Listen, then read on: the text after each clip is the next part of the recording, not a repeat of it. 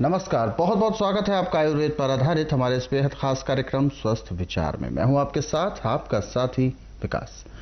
दर्शकों, स्वस्थ विचार एक ऐसा कार्यक्रम है जो कि आपको तमाम ऐसे रोगों से दूर रखने की एक शिक्षा देता है। ऐसे रोगों से दूर रखने के लिए आपको आपके शरीर को तंदुरुस्त रखने के लिए प्रोत्साहित करता है और यहाँ तक कि आपके अंदर वो जागरूकता उत्पन्न करता है जिसके माध्यम से आप तमाम अपने अनचाहे रोगों को अपने आप से दूर रख सकें। ये सब कैसे होगा वो इस कार्यक्रम में आपको बताया जाता है और इन सभी विषयों में हमारा मार्गदर्शन करते हैं जाने माने आयुर्वेद के ज्ञाता असाध्य रोग विशेषज्ञ गायत्री सिद्ध पंडित श्री लक्ष्मण दास रतन भारद्वाज जी। चलिए सबसे पहले गुरु जी का स्वागत करेंगे, कार्यक्रम की शुरुआत करेंगे। गुरु जी बहुत बहुत स्वागत है। नमस्कार। नमस्कार। दर्शकों, स्वस्थ विचार कार्यक्रम मात्र एक कार्यक्रम ही नहीं है बल्कि एक जागरूकता अभियान है जो हम आप तक लेकर आते हैं और आपके अंदर वो जागरूकता उत्पन्न करते हैं, वो शिक्षा उत्पन्न करते हैं जिसके माध्यम से आप अपना स्वयं का उपचार कर सकें, अपने स्वयं के स्वास्थ्य की रक्षा आप कर सकें। यदि आपके साथ किसी प्रकार का रोग है, कोई शारीरिक कष्ट है तो सीधे तौर पर आप इस कार्यक्रम से जुड़ सकते हैं। फोन उठाएं, हमें कॉल करें या आप हमें व्हाट्सएप के जरिए संदेश भी भेज सकते हैं। व्हाट्सएप मैसेज में अपना नाम लिखें, उम्र लिखें, कहां से आप बात कर रहे हैं और पूरा सवाल लिखकर भेजें ताकि आपका सवाल लिया जा सके और आपको मार्गदर्शन प्राप्त हो सके। चलिए कार्यक्रम में आगे बढ़ते हैं और शुरू करते हैं एक नए विषय पर चर्चा। गुरु जी, आज के इस अंक में हम बात करेंगे छाती में दर्द। छाती में अक्सर दर्द उत्पन्न हो जाता है, या तो धावक तेज दौड़ ले तो छाती में दर्द हो सकता है, या कुछ वजन गिर जाए, या बहुत सारे ऐसे कारण होते हैं जिस वजह से छाती में दर्द रहता है। हम जो बात करने जा रहे हैं, जो आमूमन अपने आप बिना कुछ किसी चोट लगे जो दर्द उत्पन्न होता है छाती में, उसकी सबसे बड़ी वजह कौन कौन सी होती है? देखिए, छाती में दर्द होने का मुख्य कारण है कि यदि आपके फेफड़ों में ठंड लग गई जी, आपको निमोनिया हो गया तो छाती में तो दर्द होगा, लाजमी है। और यदि आपका पेट पूरा साफ नहीं हो रहा है, गुदा के रास्ते गैस पास नहीं हो रही है, वो गैस जाके छाती पे फेफड़ों पे रुकती तो आपको दर्द होगा जी। दर्द चाहे छाती पे शरीर में कहीं भी कैसा भी है, ये दर्द सारा गैस के द्वारा होता है। जहाँ गैस रुकेगी वहाँ खून का दौरा रुक जाता है। जब वहाँ से खून की सप्लाई रुक जाती है तो वहाँ पे भयंकर दर्द होता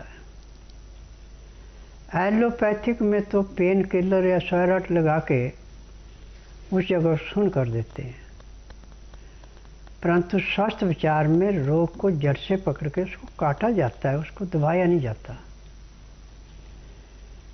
अब आपको दर्द चाहे किसी भी किस्म से है, कितना भी भयंकर से भयंकर है, इसके लिए आप अदरक का रस 10 ग्राम और 10 ग्राम तुलसी के पत्तों का रस शहद में मिला के यदि आप चाटते हैं और चाटने में 15 से 20 मिनट का समय लगाते हैं तो उसके चाटते चाटते दर्द बंद हो जाता है। परंतु तुलसी अदरक आपके घर में नहीं है, आप सौंठ, काली मिर्च, बाय वड़िंग, सिंधा नमक, ये चीज़ें लें आप 10-10 ग्राम। काला नमक लें आप 20 ग्राम। और असली हींग घी में भून करके ये लें आप 5 ग्राम। अब इन सबको कूट के पीस के नींबू के रस में मिला दें और नींबू के रस को छाया में सुखा दें। अब ये चूर्ण जो आपने 5 ग्राम की मात्रा में 15 से 18 डिग्री जो गर्म पानी है उसके साथ फक्की के रूप में लेना है, तो इसके लेने के 10 मिनट के अंदर अंदर आपका दर्द गायब हो जाता है। दूसरी खुराक आप 3 घंटे बाद फिर लें। तीसरी खुराक 3 घंटे बाद फिर लें। अब आपको दर्द महसूस नहीं होगा। परंतु सुन नहीं किया, उस गैस को निकाला है। अब इससे आपको खुल के लैट्रिन और बाथरूम दोनों आएंगे। परंतु ये चूर्ण आपने कम से कम 15 दिन तक लाजमी लेना है।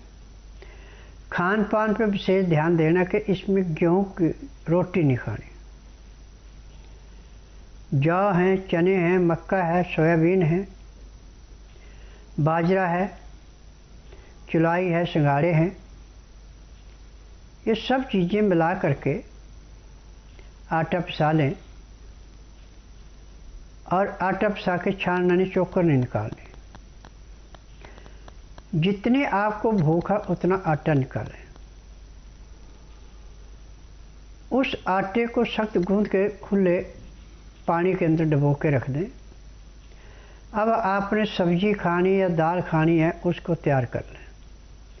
जब दाल या सब्जी आपकी तैयार हो जाए तो पानी में से उस आटे को निकाल के दोबारा गूंदें। अब आपका आटा जो सख्त और मुलायम हो गया।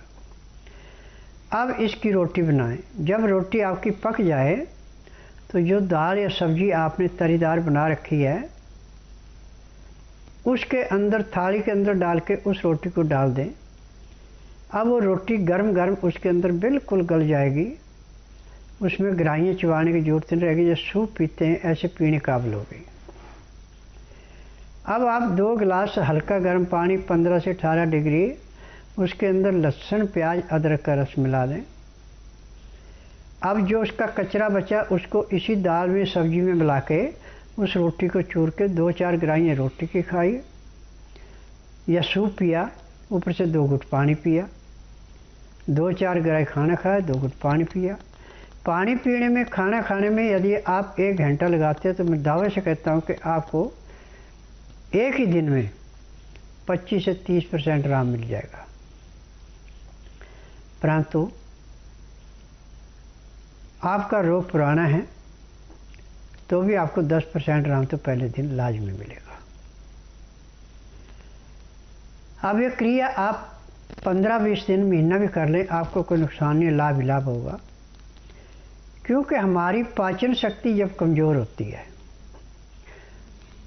तो पैंक्री इंसुलिन नहीं बनाती और खाया पिया जाके अंतों में सड़ता है। उसकी सड़न से जो गैस पैदा होती है गुदा के रास्ते, मुंह के रास्ते ना निकले और कहीं रुक जाए तो वहाँ पे दर्द होता है। उसके लिए मैंने तेल बना रखे हैं मालिश के। इन तेलों की मालिश करने से जैसे पानी में, रेते में पानी डाल के रेता पानी को चूस लेता है, ऐसे तेल जहाँ दर्द है वहाँ मालिश करता है, शरीर के अंदर जाके जहाँ गैस होगी उसको निकाल देता है और रोगी को राहत मिल जाती है। आज मेरे पास पूरे संसार से वो रोगी आ रहे हैं जिनको डॉक्टर ने कह दिया कि अब आप लाइलाज हैं, आपका इलाज नहीं है। तब रोगी मेरे आश्रम में आता है और जिस दिन आता है उसी दिन उसको 10 से 15 लाभ हो जाता है